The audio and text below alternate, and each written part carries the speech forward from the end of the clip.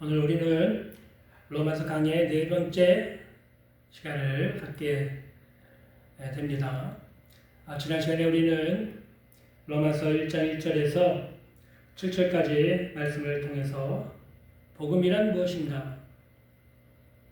복음은 예수 그리스도께서 하나님의 아들이심과 또 예수 그리스도께서 참 사람이시면서 동시에 참 하나님이시다 라고 하는 하나님의 복음에 대한 말씀을 함께 나누었습니다. 또 믿음은 반드시 순종을 낳는다. 믿음 이코르 순종이에요. 믿는다고 하면서도 불순종하는 그것은 순종이 믿음이 아닙니다. 행함이 없는 믿음은 죽은 믿음이라고 했어요. 믿는다고 하면 반드시 믿음은 순종을 낳게 되어 있습니다. 믿으면서도 불순종하고 자기 마음대로 살고 하나님의 말씀을 제쳐놓고 자기 고집대로 사는 것은 믿음이 아니에요.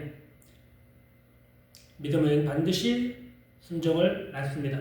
그것이 진짜 하나님이 기뻐하시고 인정하시는 믿음인 것입니다. 우리가 그 말씀을 지난 시간에 나누었습니다. 오늘 우리가 읽은 본문 8절에서 15절까지는 사도 바울이 로마 교회에서 로마 서신서의 인사말 부분이에요. 그러니까 거기에는 어떤 심오한 어떤 진리가 담겨 있거나 아니면 심오한 어떤 교리를 설명하는 그런 부분이 아니에요. 간단하게 인사말 부분에 필요한 내용들을 적고 있습니다.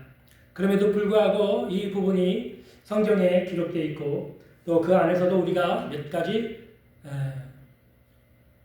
공부하고 또 배워야 될 중요한 진리들이 몇 가지가 있어서 생각해 볼 부분이 있어서 이 시간 말씀을 함께 나누고자 합니다. 먼저 8절 말씀을 좀 보겠습니다. 8절 로마 교회 내가 먼저 예수 그리스도로 말미암아 너희 모든 사람에 관하여 내 하나님께 감사하면 너희 믿음이 온 세상에 전파됨이로다. 로마 교회 성도들에 대한 그런 소문이 온 세상에 퍼져 있다 라고 하는 사실을 사도 바울이 이 본문 8절에 기록하고 있습니다. 누가 로마 교회를 세웠는지 알 수가 없습니다.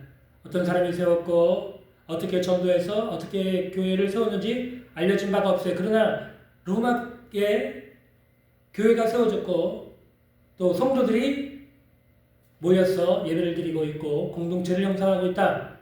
뿐만 아니라 그들이 믿는 예수 그리스도에 대한 믿음이 지금 로마 지역뿐만 아니라 그 주변 지역에까지 퍼져서 로마 교회 그리스도를 믿는 성도들이 있다. 그들이 신앙생활을 잘하고 있다라고 하는 소식이 바울에게까지 전해진 것입니다. 여러분, 우리가 이 말씀을 통해서 생각해야 될 것은 교회의 본질이 무엇입니까? 교회가 무엇입니까? 많은 사람들이 교회를 건물이라고 생각해요. 그래서 건물에 투자를 많이 합니다. 예전에 한국교회 전통은 교회가 조금만 부흥하면 빨간 벽돌로 큰 교회를 세우려고 하는 그런 경향이 있었어요. 빨간 벽돌로 집을 짓든지 건물을 지으면 그것이 부의 상징이었거든요. 성공의 상징이었습니다. 그래서 그런지 사람들이 돈을 많이 벌면 빨간 벽돌로 대저택을 짓고 또 교회도 성도들이 많고 부흥하게 되면 빨간 벽돌로 크게 교회 건물을 짓는 그런 경향이 과거에는 있었습니다. 왜 그렇습니까? 교회를 건물로 봤기 때문에 그래요. 교회를 땅으로 본 거예요. 건물로 본 것입니다. 때로는 어떤 분들은 교회라고 하면 교회 목사님, 또 부목사님들, 전도사님들, 신방전도사님들, 선교사님 이렇게 생각하시는 분들이 있어요. 찬양팀, 예배팀 이런 분들을 교회라고 생각하시는 분들이 있어요. 그러나 그렇지 않습니다. 교회는 건물이나 사람이 아닙니다. 교회의 본질은 눈에 보이는 어떤 것에 있는 것이 아닙니다. 교회의 본질은 복음에 있습니다. 만약에 교회에 복음이 빠졌다고 하면 그 교회는 교회가 될 수가 없는 것이죠. 그렇죠? 만약에 어떤 것이 빠지면 교회가 될 수 없는 거예요. 부부 사이를 한번 생각해 보겠습니다. 부부 사이에 사랑이 빠지면 그게 부부예요? 뭐예요? 전 잘 모르겠습니다. 예. 부부 사이에 사랑이 빠짐이 없으면 부부가 아니죠. 부부라고 할 수 없죠. 명목상 부부죠. 쇼윈도 부부가 되는 것입니다. 예. 마찬가지로 교회에서 복음이 빠졌다 라고 하면 그것은 교회가 될 수 없는 것이죠.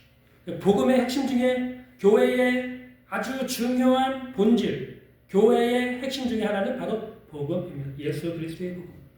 죄인인 인간을 구원하기 위해 하나님의 아들 예수 그리스도께서 참 사람이 되셨고 참 하나님으로 이 땅에 오셔서 십자가에서 우리의 인류의 모든 죄를 대신 담당해서 죽으시고 죄값을 치러주시고 죽으셨다가 3일 만에 부활하시고 하늘에 승천하셨다가 마지막 날 산자와 중자를 다시 심판하러 오시는데 누구든지 믿기만 하면 하나님이 그 모든 죄를 예수님의 십자가에 공로로 다 처리를 해주시고 의롭다고 하시는 구원과 영생을 주신다고 하신 약속이 오늘날 우리가 믿고 있는 복음의 말씀인 것입니다. 이 복음이 빠진 교회는 교회가 아니고 그 교회는 항상 이 복음의 말씀이 선포되어야 합니다. 예수님의 십자가, 예수님의 부활, 예수님의 재림, 또 믿음, 거듭남, 심판 이런 말씀들 복음의 진리를 항상 교회는 선포를 해야 하는 것입니다. 그 교회의 본질이에요. 교회가 만약에 축복만을 바라고 축복받기를 원하는 사람들만 모여있으면 그것은 교회가 될 수가 없는 것입니다. 물론 예수님을 믿으면 우리가 은혜도 받고 축복도 받지만 그것이 교회의 본질이 아니에요. 교회의 본질은 오직 예수 그리스도의 복음입니다. 또 교회의 본질은 무엇입니까? 이 복음을 믿고 거듭난 사람들의 모인 공동체, 성령 공동체가 바로 교회입니다. 거듭난 사람들의 모임이에요. 그냥 일반 세상 사람들이 교회 왔다고 해서 그 사람이 교회 안에 소속되어 있다고 말할 수가 없습니다. 예수 그리스도를 믿고 성령으로 거듭난 사람들, 회심한 사람들 뿐만 아니라 더 나아가서 성령의 충만함을 통해서 완전히 새 사람이 되고 날마다 성령님의 인도하심을 따라 날마다 거룩하고 기쁘고 즐겁게 사는 사람들, 세상과 구별된 사람들, 그 사람들이 바로 교회입니다. 교회는 건물이 아니에요. 교회는 어떤 조직이 아닙니다. 교회는 성령으로 거듭난 사람들의 모임. 복음을 믿고 성령으로 거듭나고 성령 충만한 사람들이 모인 곳. 그것이 바로 교회입니다. 그래서 교회는 세상 사람들과 달라요. 달라야 돼요. 세상 사람들은 돈을 추구하고 쾌락을 추구하고 명예를 추구하고 지위를 추구하고 높은 지위를 추구하고 인기를 추구하고 그렇지 않습니까? 또 교만해서 자랑하고 없는 사람들은 무시하고 그러지만 교회는 그렇지 않습니다. 교회는 성령으로 거듭난 사람들, 복음을 믿고 성령으로 거듭난 사람들이 자기 자신을 다 내려놓으면서 겸손하고 다른 형제들의 필요를 채워주기 위해서 섬기고 봉사하고 사랑하고 그런 것이 교회예요.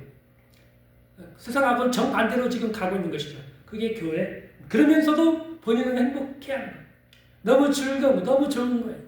세상에 그 어떤 것도 비교할 수 없는 기쁨을 갖고 있는 사람이 바로 우리 예수 믿는 성도들인 것입니다. 그렇다면 여러분, 과연 오늘날 교회는 세상과 다릅니까? 오늘 우리가 다니고 있는 교회는 세상과 다른 길을 가고 있습니까? 정반대의 길을 가고 있습니까? 그렇지 않은 것이 부분이 많아서 참으로 부끄러울 때가 많이 있습니다. 제가 최근에 어떤 분하고 대화를 했는데 그분이 어떤 교회를 다니는 권사님 얘기를 들었는데 교회 결산을 했대요. 12월 달에. 교회 결산을 하면서 보니까 담임 목사님 사례비가 한 달에 1,000만 원이 넘더래요. 그래서 보면서 이거 좀 아닌 것 같은데 라고 하는 생각이 들었다고 합니다. 저도 거기에 동의합니다. 무슨 목회자의 사례비가 한 달에 1,000만 원이 넘어갑니까? 예? 장관이에요? 목회자가? 그렇진 않잖아요. 우리나라 장관도 보니까 1,000만 원이 좀 넘더라고요. 그 방통위 위원장, 그 위원장 월급이 1,000만 원 정도가 된다고요. 제가 국정감사 한번 TV를 한번 본 적이 있거든요. 예. 무슨 장관급이에요? 그렇지 않잖아요. 목회자는 검소해야죠. 1,000만 원이 넘는데. 아니 어떤 성도가 담임 목사님 사례비를 1,000만 원을 넘게 주고 이상하지 않게 생각할 성도가 어디 있겠습니까? 예. 그 1,000만 원을 당연히 받는 목회자는 또 무슨 생각이에요? 예. 돈 벌려고 목회라는 것입니까? 그렇게 사이즈가 있는 교회에서 어느 정도 사례비를 받았으면 됐지 그것을 세상 사람들하고 뭐가 다릅니까? 그렇다면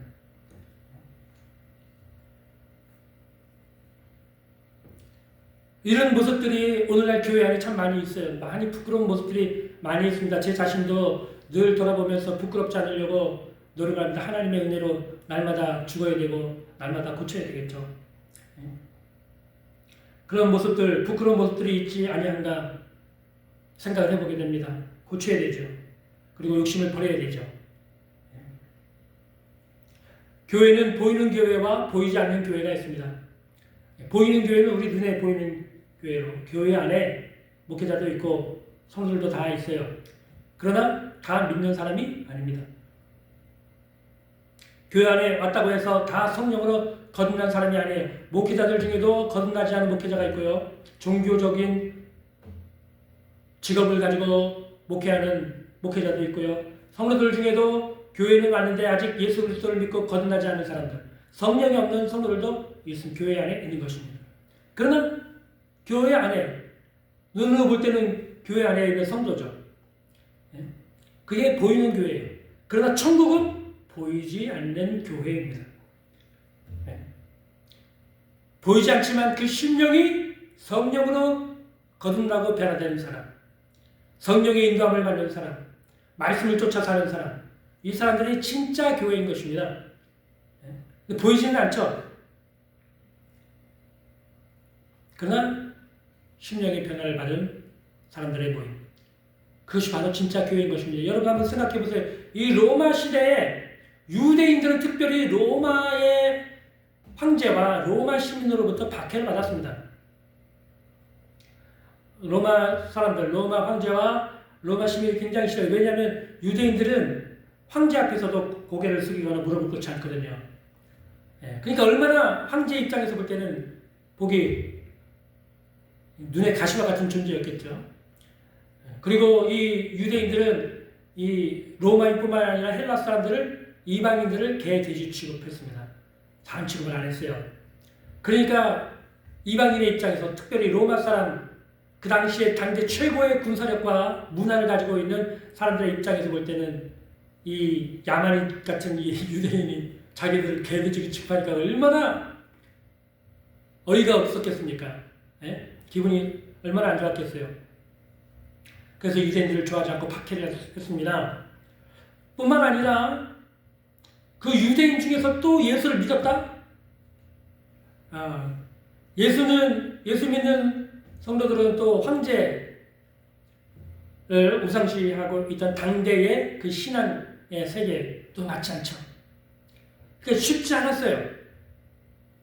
이 당시에 로마에서 아니면 초대교회 시대에 예수님을 믿는다는 것은 굉장히 힘들고 어렵고 핍박과 고난을 당해야만 되는 그런 어려운 처지에서 예수님을 믿었던 것입니다. 그런데도 예수를 믿겠다고 교회 안에 들어와서 신앙생활을 하고 있었던 거예요. 그리고 그들의 믿음이 소문이 퍼져 있었다. 이들의 믿음은 여러분 한번 생각해 보세요. 우리처럼 그냥 주일날 교회 왔다 갔다 하는 그런 신앙이 아니라니까요. 그런 신앙일 수가 없어요. 그런 신앙이면 그 교회에 들어오지도 못해요. 아예. 왜냐하면 박해를 받을 각오를 하고 들어와 있기 때문에 핍박받고 고난받을 각오를 하고 교회에 들어와 있는 거예요. 지금 이 로마 교회 성도들은, 초대교회 성도들은요. 근데 우리는 교회 와가지고 몇 번 예배드리고 부르짖어 할렐루야 아멘 하면 다 축복받는 줄 알고 그거 기대하고 교회 다니는 성도들이 얼마나 많이 있습니까? 그러다가 조금 신앙생활하다 어려움 당하고 고난을 당하면 하나님 왜 나를 미워하시냐고 하나님 어디 계시냐고 원망하고 불평하고 그런 성도들이 얼마나 많아요. 이 믿음 자체의 본질적인 모습 자체가 다른 것이죠. 이 사람들은 목숨을 걸고 예수님을 믿는 것이고 우리는 좋을 때는 믿고 안 좋을 때는 하나님 어디 계시냐고 그러고 있고 수준 차이가 다른 것입니다. 자, 9절을 좀 보겠습니다. 9절. 내가 그의 아들의 복음 안에서 내 심령으로 섬기는 하나님이 나의 증인이 되시거니와 항상 내 기도에 쉬지 않고 너희를 바라며 기도를 하고 있다. 한 번도 만난 적이 없습니다. 사도 바울이 로마 교회에 가본 적도 없고 만난 적도 없는 성도들이에요. 그러나 그들을 위해서 항상 기도하고 있다라는 것이죠. 그것이 바로 중보 기도의 힘입니다. 중보 기도의 힘. 그래서 여러분이 여러분의 가정을 위해서 또 여러분 개인의 기도 제목을 가지고 개인 기도 시간에 우리가 열심히 기도해야겠지만 합심으로 또 기도할 때나 또는 여러분 개인 기도 시간에 교회와 사역자와 성도들을 위해서 반드시 기도하는 시간을 가지시길 바랍니다. 교회에 혼자 다니지 않고 교회 보면은 어디에 소속해가지고 교회를 다니잖아요. 그 소속해 있는 사람들의 상황을 잘 살펴서 어려운 성도를 위해서 기도하고 또 사역자분들 성령 충만과 또 담대하게 하나님의 복음을 전할 수 있게 해달라고 하는 중보기도 또 교회 전체에 어려운 문제가 생기지 않고 평안한 가운데 든든히 서가고 교회가 부흥할 수 있게 해달라고 위해서 이런 중보기도를 우리가 날마다 끊임없이 해야 되는 것이에요. 개인 기도뿐만 아니라 교회를 위해서 여러분 기도하는 시간도 반드시 넣어야 되는 것입니다. 너희는 먼저 그의 나라와 그의 의를 구하라. 그러면 이 모든 것을 너희에게 더하여 주시라고 하시는데 우리 개인의 필요뿐만 아니라 교회와 사역자와 성도들을 위해서도 기도하십시오. 하나님이 그런 기도를 하나님 잘 들어주시고 또 속히 응답을 빨리 해주신 것을 여러분 경험하게 되실 것입니다. 사도 바울이 한 번도 본 적이 없는 그 로마 교회를 사모하는 마음을 가지고 날마다 그렇게 생각하면서 기도를 했다고 했어요.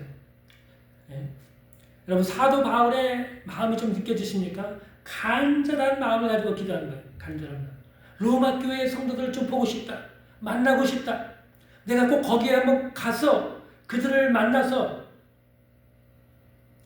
내가 믿고 있는 예수 그리스도의 복음을 전해주고 유익을 끼치고 싶다라고 하는 간절한 소원을 가지고 이렇게 기도로 준비하고 있는 것을 보게 됩니다. 자, 10절에서 13절을 좀 보겠습니다. 10절에서 13절. 어떻게 하든지 이제 하나님의 뜻 안에서 너희에게로 나아가 좋은 길 얻기를 구하노라. 내가 너희 보기를 간절히 원하는 것은 어떤 신령한 은사를 너희에게 나누어줘 너희를 견고하게 하려 함이니 이는 곧 내가 너희 가운데서 너희와 나의 믿음으로 말미암아 피차 아니함을 얻으려 함이라. 형제들아 내가 여러 번 너희에게 가고자 한 것을 너희가 모르기를 원하지 아니하노니 이는 너희 중에서도 다른 이방인 중에서와 같이 열매를 맺게 하려 함이로되 지금까지 길이 막혔도다.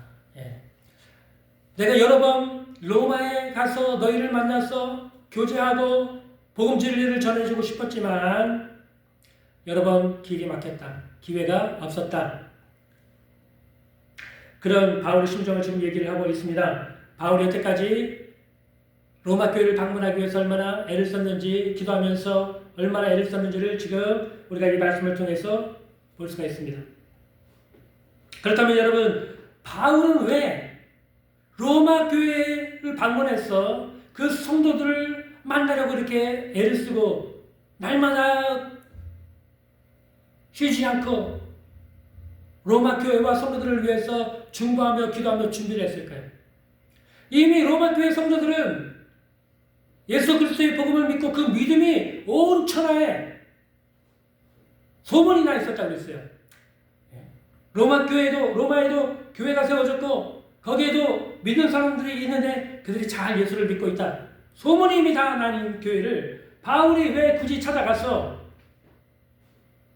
그 성도들을 만나려고 그렇게 애를 쓰고 기도를 하고 있는 것일까요? 예?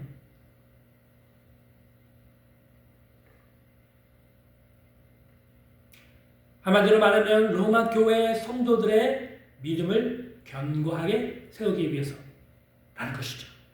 저는 이 사도 바울의 이러한 계획과 이러한 마음을 사도행전에서 보게 됩니다. 사도행전이 보면 사도 바울이 1차, 2차, 3차 전도 여행을 하는 것을 보게 돼요.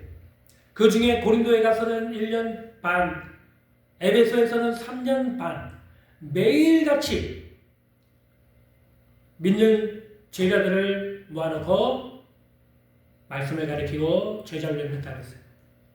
그들의 믿음이 온전하게 세워질 때까지, 그들의 믿음이 예수 그리스도의 모습을 닮을 때까지 사도 바울이 매일같이 그들을 붙들고 말씀을 가르치고 붙들고 기도하고 권면하면서 제자 훈련을 한 것입니다. 그것이 바울의 목회 철학이었어요. 각 사람을 내가 권면하고 각 사람을 가르치면 각 사람을 그리스도 안에서 온전한 자로 세우려 합니다. 온전한 자로 세우려 합니다. 로마 교회가 세워졌고 로마에도 믿는 자가 생겼다. 그들에게도 가서 내가 복음을 잘 가르쳐서 그들을 온전한 믿음을 가진 성도들로 세워줘야겠다 라고 하는 그런 마음이 있는 거예요. 그런 마음. 그게 저는 오카는 목사님이 가졌던 마음이라고 생각하고 고하영조 목사님이 가졌던 마음이라고 생각합니다. 제자 훈련을 해야 돼요. 제자 훈련. 성도들의 믿음이 저절로 자라지 않습니다. 성도들이 저절로 갑자기 그냥 은혜 받았다고 성경 읽기 시작하고 기도하기 시작하고 그러지 않아요. 성경 읽는 거 마음대로 되지 않습니다. 기도하는 거 쉽게 되지 않아요. 훈련되지 않은 사람은 성경 읽지 않습니다. 기도하지 않습니다. 이 설교를 듣고 있는 사람들 중에도 뜨끔하시는 분이 계실 거예요. 성경 읽는 거는 훈련을 통해서 됩니다. 기도하는 거요? 훈련을 통해서 합니다. 그래서 기도는 누가 하느냐? 기도 훈련 받은 사람이 기도를 합니다. 말씀은 누가 읽고 묵상하고 공부하느냐? 말씀 훈련을 받은 사람들이 합니다. 그럼 기도 훈련 받지 않고 말씀 훈련 받지 않는 사람은 어떻게 되느냐? 뭐 말씀을 안 읽는 거죠. 기도 안 하는 거죠. 당연한 것입니다. 그래서 사도 바울이 기도 안 하고 말씀을 안 읽고 어떻게 믿음이 생기고 믿음이 자랍니까? 불가능하죠. 그럴 수가 없죠. 말씀과 기도로 거룩해지거든요. 말씀과 기도로 우리가 거룩해지고 성화의 삶을 통해서 변화가 되는 것입니다. 기도와 말씀을 통해서 그렇게 되는 거예요. 주일날 한번 와서 예배 드렸다고 그 사람이 거룩해지는 생활로 변화되는 것이 아닙니다. 잘하는 것이 아닙니다. 성숙하는 것이 아닙니다. 날마다 기도하고 날마다 말씀을 읽어야 돼요. 그럴 때 성령께서 오셔서 우리를 감화하시고 감동하시고 죄를 깨닫게 하시고 지혜를 주시고 하나님 앞에서도 성도들 앞에서도 본이 되고 예수님을 닮은 모습으로 우리를 성령께서 감화 감동해서 변화시켜 가신 것이지 교회만 다닌다고 해서 그렇게 변화가 되는 게 아닙니다. 바울은 그런 마음을 가지고 있는 거예요. 바울의 목회는 바로 그런 목회였던 것입니다.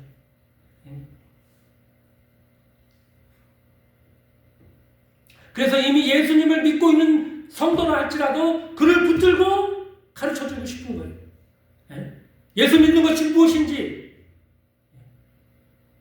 예수 믿는 삶이 어떤 것인지 가르쳐주고 싶은 거예요. 또 특별히 여러분 몇 절입니까? 11절을 보세요. 11절을 보면은 내가 너희 보기를 간절히 원하는 것은 어떤 신령한 은사를 너에게 나누어주기를 원한다. 어떤 신령한 은사를 나눠주기를 원한다. 어떤 신령한 은사는 과연 어떤 걸까요? 무엇일까요? 여러분 한번 생각해 보세요. 사도 바울이 여기서 말하는 어떤 신령한 은사를 내가 너희에게 나눠주기를 원한다 라고 했을 때 이 어떤 신령한 은사가 무엇일까요?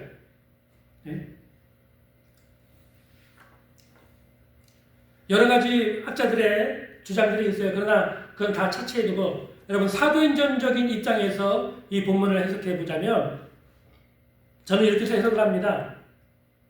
사도 바울이 여기서 말하는 어떤 신령한 은사는 성령 충만한 은혜를 저는 성도들에게 경험해 하도록 은혜를 끼치고 싶다. 저는 그렇게 해석을 합니다. 예를 한번 들어볼게요. 초대교회에 오순절에 성령이 임하시고 그날 사도들이 일어나서 12명의 사도가 일어나서 복음을 전하자 3,000명이나 되는 남자들이 한꺼번에 예수를 믿고 교회 안에 들어왔습니다. 예루살렘 교회가 탄생했어요.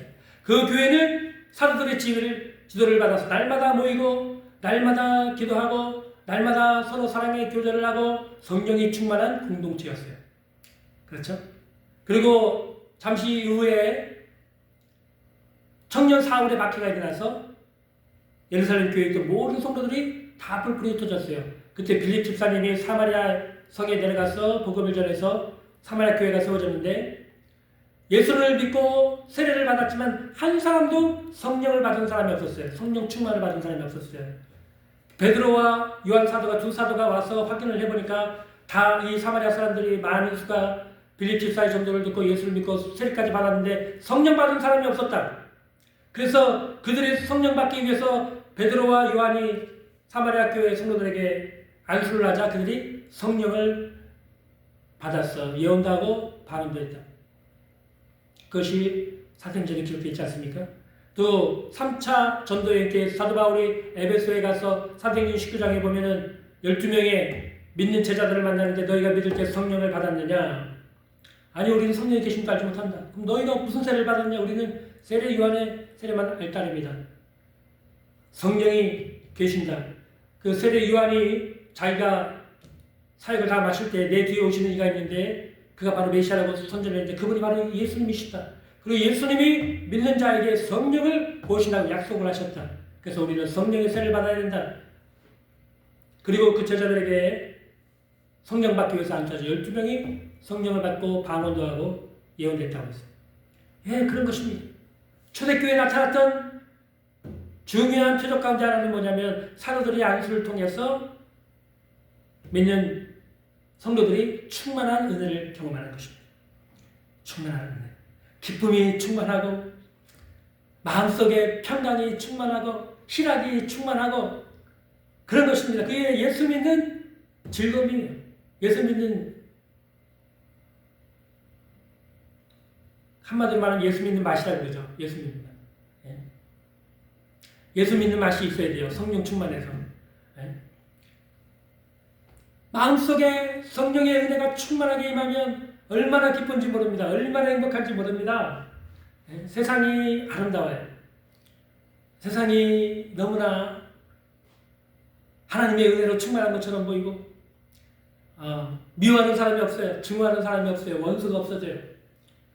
그냥 사람들을 보면 사랑스럽고 좋고 예.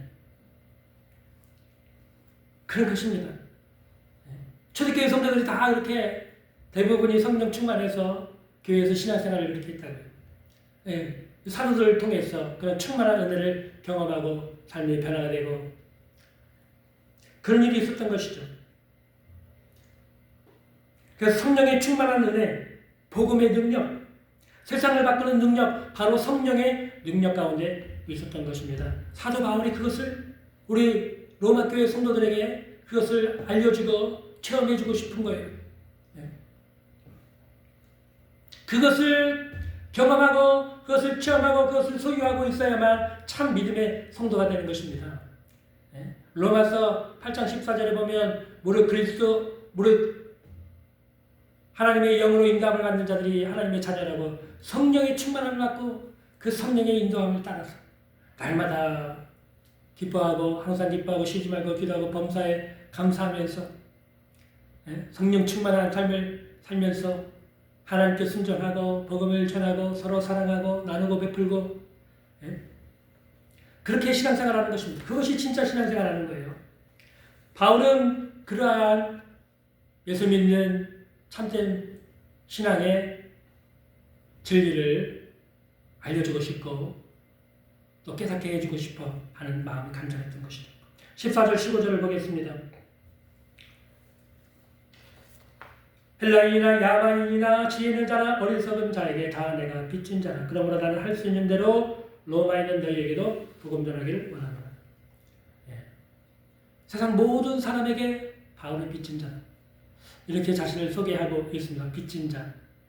빚진 자. 여러분, 빚을 한번 져보셨습니까? 영끌족이라고 해서 요즘에 집을 사거나 아파트를 사기 위해서 빌라를 사기 위해서 영끌이라고 하죠. 영혼까지 끌어모아서 대출을 받아가지고 아파트나 빌라나 자기 집을 산다 해서 전세집을 산다 해서 영끌족이라고 하는데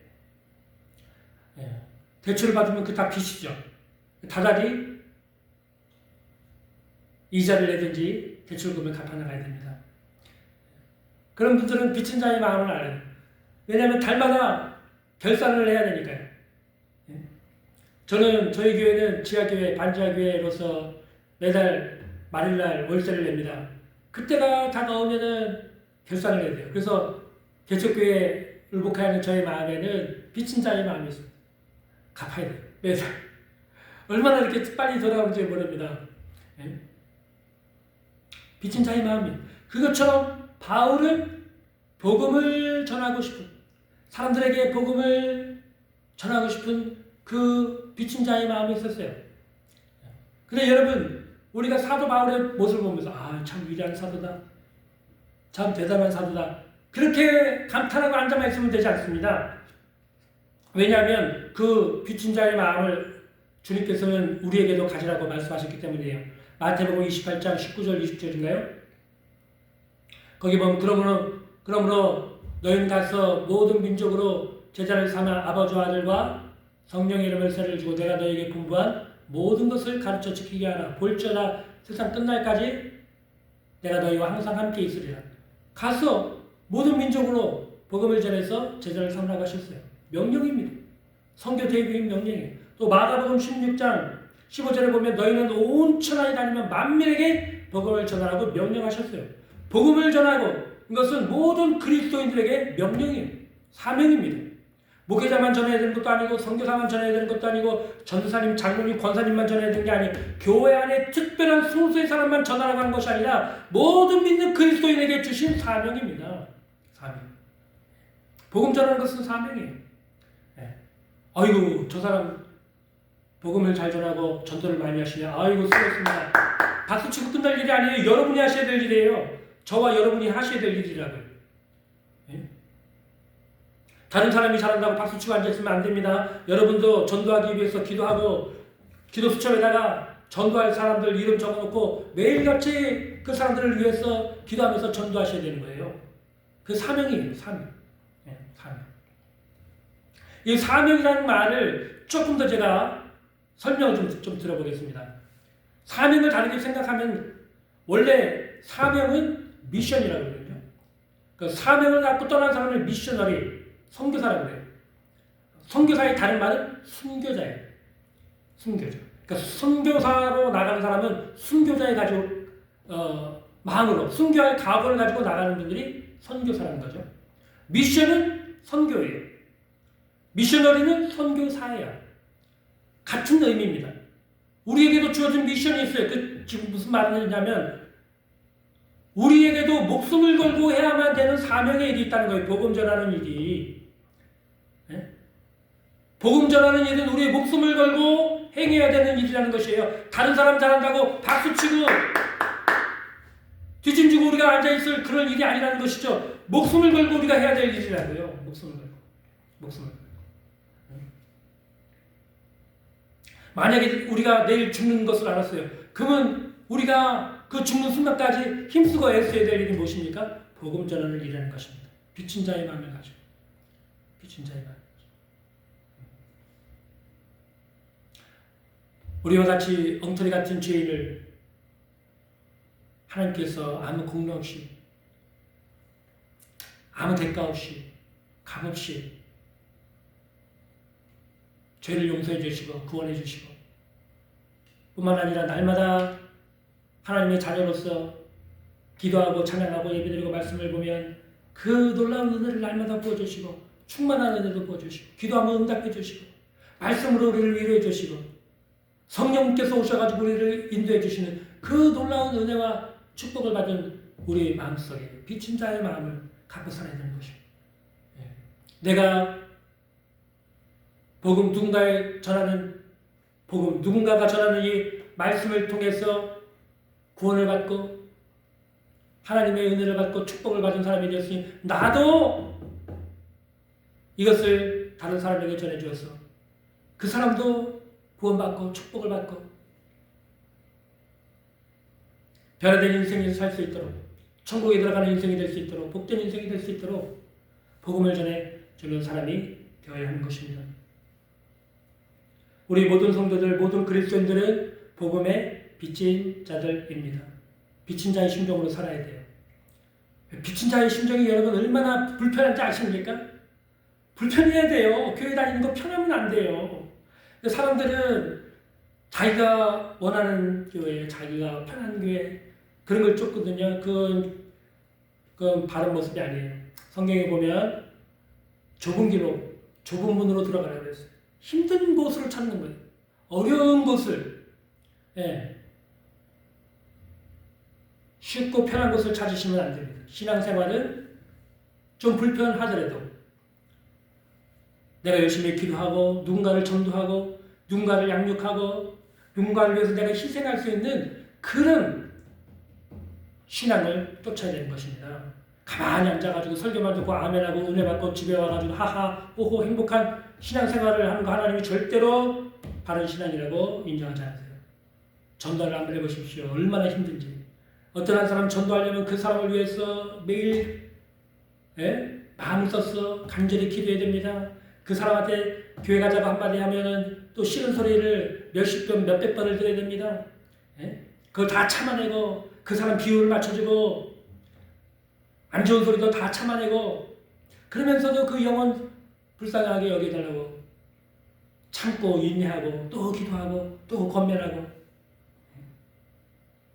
그래서 겨우 교회 나오면 이제 그때부터 더 간절하게 기도해서 하나님 저희까지 목사님 말씀을 들을 때 그 말씀이 마음속에 꽂혀지게 하시고 말씀이 깨달아지게 하시고 그 사람을 위해서 또 자기가 예배를 드리면서도 그 사람을 위해서 또 기도하고 마음을 쓰고 그런 거예요. 전도가 쉬운 게 아닙니다. 빚진 자의 마음이에요. 불편해요. 그러나 여러분 그렇게 해서 한 영혼이 주님께로 돌아오면 그 기쁨은 말로 할 수 없는 것입니다. 말로 할 수 없어요. 그 한 사람이 변화가 되면 그 기쁨은 말로 할 수가 없습니다. 그 사람이 나의 영광이 되고 나의 멸류관이 되고 나의 자랑이 되는 것입니다. 예수 믿는 것은 바로 그런 기쁨이 있는 거예요. 그런 즐거움이 있는 거예요.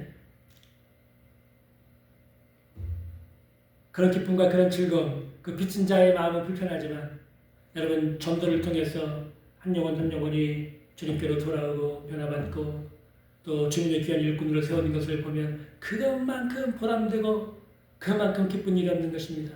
사도 바울이 그러잖아요. 너희가 내 자랑이고 내 멸류관이다. 그런 것입니다. 복음 전하는 자들마다 마음속에 빚진 자의 마음을 우리 성도들의 마음속에 빚진 자의 마음을 갖게 되기를 바라고 또 빚진 자의 마음을 가지고 열심히 기도하고 전도해서 많은 멸류관, 많은 영광의 멸류관 자랑, 주님 앞에서의 칭찬, 그런 놀라운 축복을 받게 되시길 주님의 이름으로 축복합니다. 기도하겠습니다. 사랑이 많으신 주님 감사합니다.